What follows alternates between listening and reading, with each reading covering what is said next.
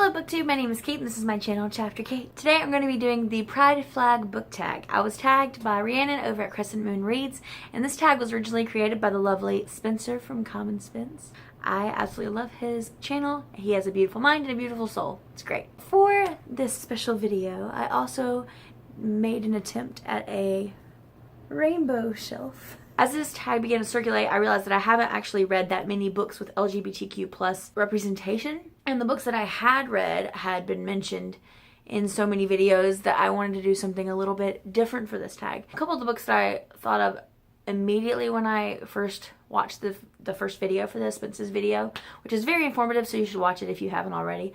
All the books that I could think of were all graphic novels. So I'm actually doing a Pride Flag graphic novel book tag today. It's going to be specifically focused on graphic novels with LGBTQ plus representation. This tag takes each color of the flag and its meaning, and you have to basically pick out a book based on the meaning of that specific color. So the first color is red, and it stands for life. This is a book with a spirited protagonist, totally proud of who they are, someone who gives you life. For this one, I'm going to choose Shaw from the Spire. The Spire is a graphic novel by Simon Spurrier, Jeff Stokely, and Andre May. The main protagonist in this is Shaw. She is an official, like a law enforcement official. I'm actually still currently reading this, so I won't have all the details, but she is a lesbian and she is proud of who she is, also proud of what she is. In this, there are certain people that a sort of slur that they call them as skews, but she insists that they're called sculpted, and they're basically these individuals with mutations, and her mutation has like all these little white like additional limbs that come out of her back, and they can like do things and all that stuff.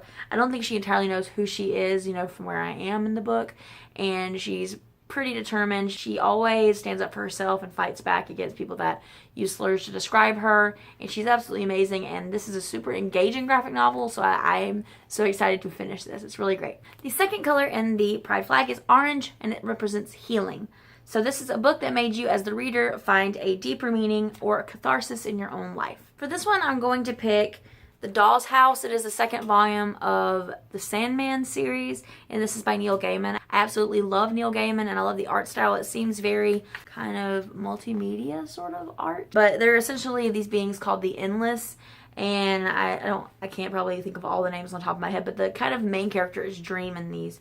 And I'm not going to focus on Dream because he's not the one that sort of qualifies for this. But the book itself brought me catharsis because it deals with a lot of philosophical issues that sort of spoke to me personally, because I kind of have an existential crisis like every other week, so it was great for that. But the Endless are these beings like Dream, there's Death, there's Delirium, there is Desire, there is Despair, I believe, is Desire's twin. But the character that I want to talk about is Desire in this. Desire is genderqueer, and also they can morph. They sort of go back and forth or kind of go in between. And it's very interesting how they are represented in this, because they are Desire, the very sexual being, kind of are self-serving in a way, because that's what Desire sort of is. So they are very confident, they sort of get their way, and they're very intelligent. And Dream refers to them as sibling instead of brother or sister like they do with the rest of the beings. Even the art style, it completely changes the features of this individual, you know, back and forth depending on the mood they're in, and it's really cool. And I really enjoyed Desire because of the fact I don't really connect with any gender specifically. I present as female, I use female pronouns, but I don't really connect with gender and the concept of gender very much. And so I thought it was kind of cool. Some of the other credits on this book are Mike Drengenberg, Malcolm Jones III, Michael Zulli, Chris Bacalo, and Steve Parkhouse. I hope I didn't murder any of those names. The next color is yellow, which represents sunshine. This is a book that fills you with so much joy that it could brighten even your darkest day. And for this one, I'm going to pick Kaptara, Volume 1 by Chip Zdarsky and Kagan MacLeod.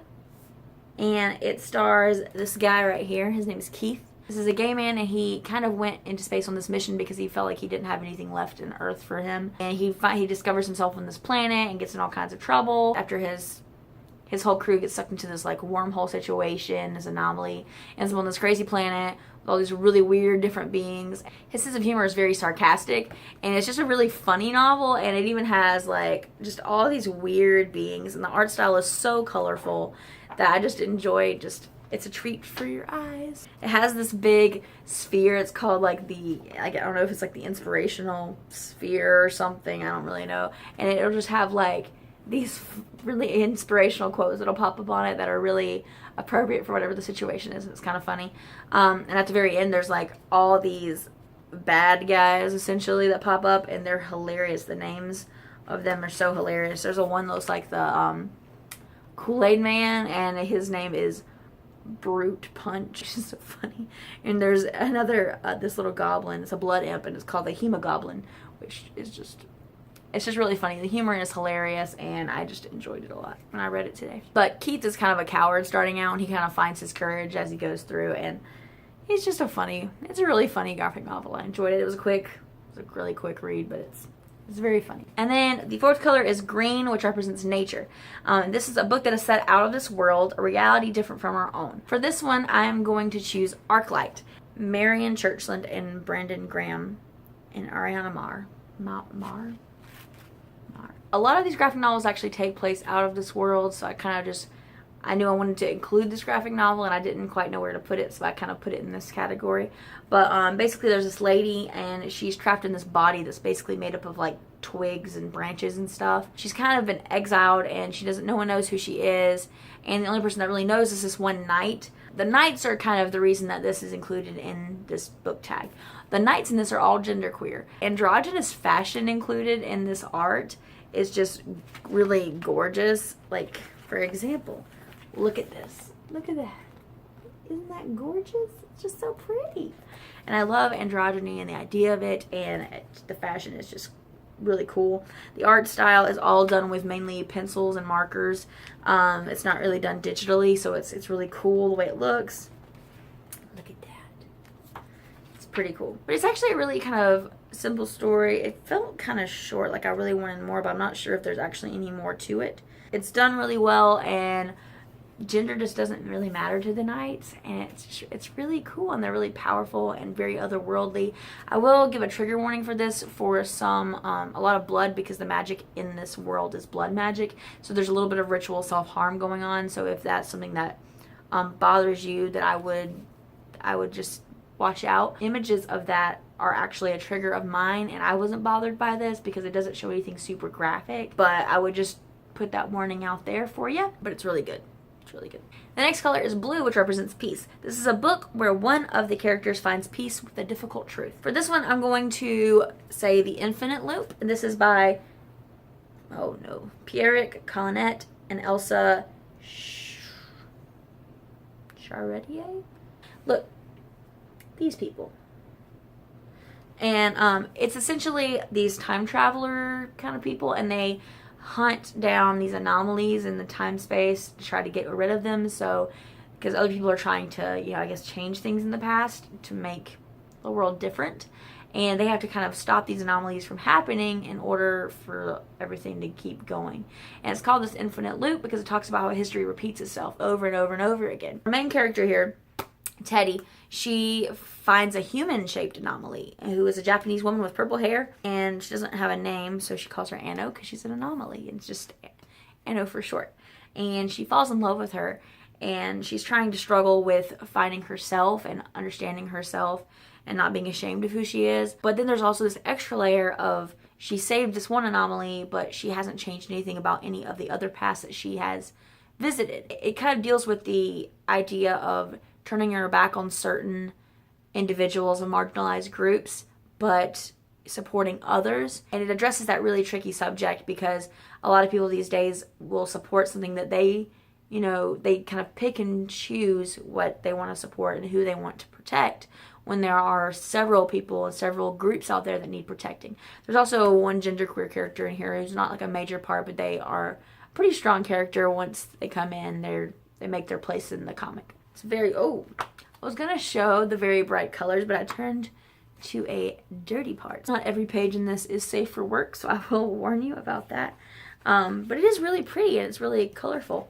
It's really gorgeous. I would definitely suggest reading this, and it is cathartic because she does realize, I've been ignoring all these other people that need help, but I'm more than willing to help myself in something that affects me personally. So it's a lesson that I think we can all learn from this. And then the last one is purple, and that is Spirit. This is a book that deals with LGBT plus themes and religion. I had a really hard time with this one because I couldn't really find any that specifically dealt with religion for, you know, when I was looking through them. A lot of these are set in other worlds or fantasy worlds and things like that. So I did choose V for Vendetta. This is by Alan Moore and David Lloyd. Alan Moore is also the individual behind Watchmen. Yes. So this one doesn't specifically talk about religion, and the main characters are not LGBTQ+. However, there is a person's story that is kind of a central point in this. The story itself is sort of a parallel of the Nazi regime in Germany, and it's not using the exact terms and the exact labels, but it kind of revolves around the story of this one specific prisoner who was basically arrested and put into this sort of human testing facility because she was in love with a woman, and so because of that she was put in this testing facility. And in this book you see themes of corrupt religion, corrupt religious leaders, and the use of religion as an excuse to spread hate and to spread violence and to oppress marginalized groups. So that's why I'm including this one in this tag. And that is all the books for this book tag. I do want to mention one more book that is an honorable mention because I will explain. Snot Girl. The main character in Snot Girl doesn't actually say that she is bisexual. However, she does describe males and females as being attractive. She has admitted to wanting to be with males and females, but she has not specifically admitted in the first 2 volumes that I read that she is bisexual, but that seems like something that might be on the horizon for this.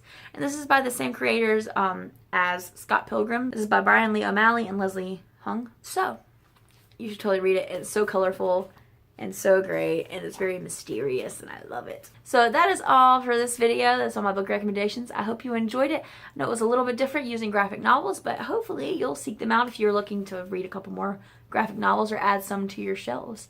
If you would like more of this junk, subscribe below. Bye!